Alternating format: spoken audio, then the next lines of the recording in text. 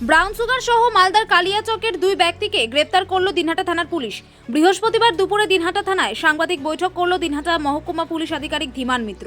জানা গেছে, বেশ কিছুদিন আগে দিনহাটার পুটিমারি এলাকার মিলন রহমান নামে এক ব্যক্তিকে গ্রেপ্তার করে দিনহাটা থানার পুলিশ। ধৃতের কাছ থেকে ফেন্সিডিল উদ্ধার করে পুলিশ। এরপরই তাকে জিজ্ঞাসাবাদ করে পুলিশ জানতে পারে তার শ্বশুরবাড়ি কালিয়াচক। সেই সূত্র ধরে ব্রাউন সুগারের দুই কারবারির সন্ধান পায় পুলিশ। সেই মতো ওত পেতে বসে থাকে পুলিশ। এরপরই গতকাল রাতে দিনহাটা শহরে সেই ব্রাউন সুগার ডেলিভারি করতে আসে কালিয়াচকের দুই বাসিন্দা। তখনই দিনহাটা থানার পুলিশ শহরে ৯ নম্বর ওয়ার্ড থেকে দুজনকে গ্রেপ্তার করে পুলিশ। জানা গেছে, সাইদুল ইসলাম ও সালাম শেখ নামের কালিয়াচক এলাকায় দুই বাসিন্দাকে গ্রেপ্তার করে পুলিশ। ধৃতদের কাছ থেকে ১৮০ গ্রাম ব্রাউন সুগার উদ্ধার করে পুলিশ। তার আনুমানিক বাজার মূল্য প্রায় ৬ লক্ষ টাকা বলে জানা গেছে। এদিন ধৃতদের কোচবিহার এনডিপিএস আদালতে পাঠালো পুলিশ।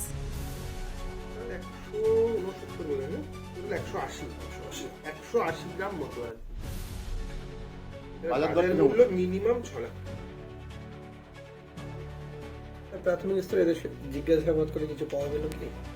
এরা এর আগে ৩-৪ বার এখানে এসছে, ঢাকায় এসছে, এবং এরা মিলন এবং মতিয়ার এদেরকে মেন এই ব্রাউন সুগারগুলো সাপ্লাই করতো, যারা আবার এখানে বিভিন্ন ইয়ং জেনারেশনের কাছে এগুলো বিক্রি করে ইয়ং জেনারেশনের প্রভূত ক্ষতি সাধন করছিল।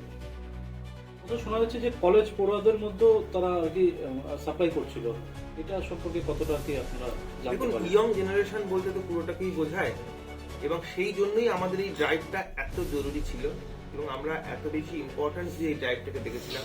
কারণ এই আমরা সবাই জানি ড্রাগের নেশা সর্বনাশ, ছোট থেকে আমরা প্রবন্ধ লিখে আসছি, কিন্তু সেটাকে কার্যক্ষেত্রে বাস্তবায়িত করবার জন্যই আমাদের এই প্রয়াস ছিল, এবং সেখানে আমরা সফল হয়েছি।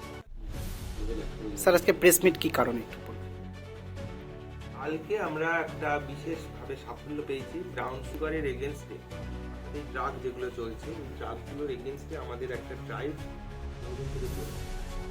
এর মধ্যে আমরা দুজন এখানে যারা ড্রাগের ব্যবসা করতো, ব্রাউন সুগার বা হেরোইনের ব্যবসা যারা করতো, এরকম দুজনকে আমরা অলরেডি অ্যারেস্ট করেছিলাম, মিলন এবং মতিয়ার।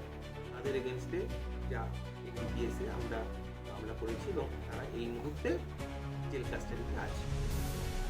তাদের কাছ থেকে আমরা তাদের মোবাইল দেখে এবং তাদেরকে ইন্টারোগেট করে আমরা জানতে পারি এরা এই মালটা নিয়ে আসছে মালদার কালিয়াচক, এবং কারা নিয়ে আসছে সেটাও আমরা ট্র্যাক করতে পারি।